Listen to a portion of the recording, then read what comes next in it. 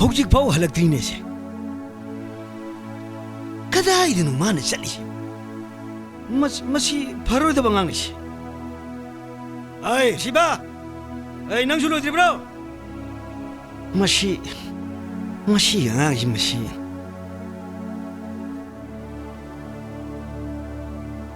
pabung ilore chachira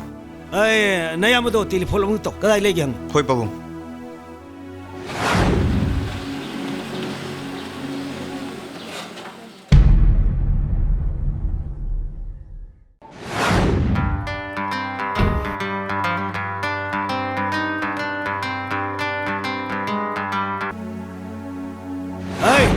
nang nei nang irish kadai gari so biro babai gari chapake doge gari e chawdo bazar chat pya de pak to bam leite biro selo se to ai nga ko nang na nisha khara thakchin sa chelaga nang salu se kadai do ha nang siragero ai yini babu imung stay ge pamai mayok ta kanam ti yelak pero ai jina kidogi dada adam sawi du henga nang june yungu ne to ai ge pamai mayok ta na kari gum yela ba yumji ge kana no nang soina hang kari ai kana to nang hari do as yare baba kana to nang hari ja baba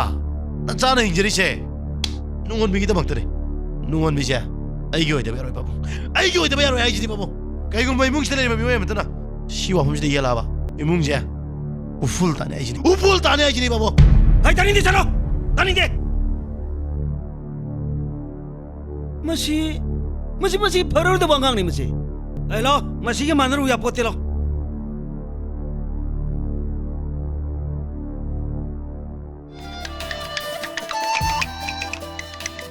hello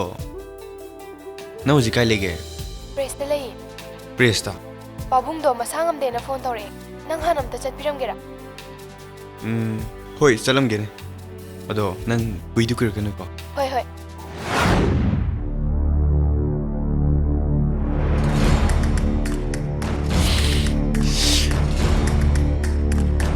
khangni hakchang sisu ngasidi khara nuaite mai bajani da babu thoina nung sathi biru no nasan nupi sune hojik ta phone tawraga kaukribani ado babu pabung na sinbi dana nungon bibu ai ge du hen biu ge doroge babu ai pamai ba madu yaroida ko madu oiroida bawani ne samaj sina su yaroi ishor na su yaroi madu puna makto pabung na sinbi le badi loi mag yare dara nung sibagi dai tadi thoina khan biru ai lojage babu ai pujage na cha pujage babu nang yoro chalo nang yoro namai adu kan mananga ai ga wari sana ba pamde ko chalo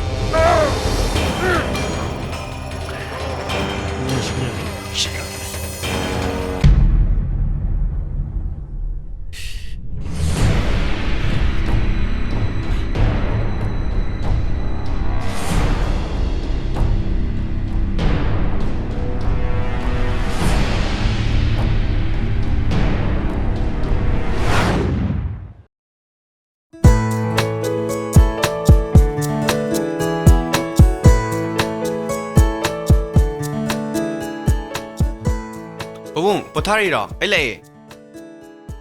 pabung ai lai tumi ro pabung pabung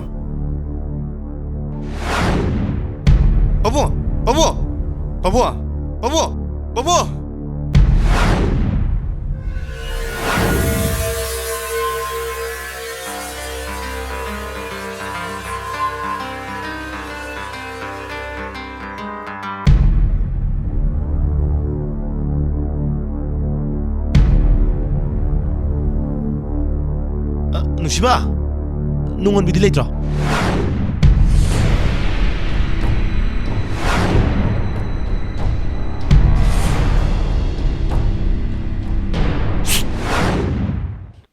ayem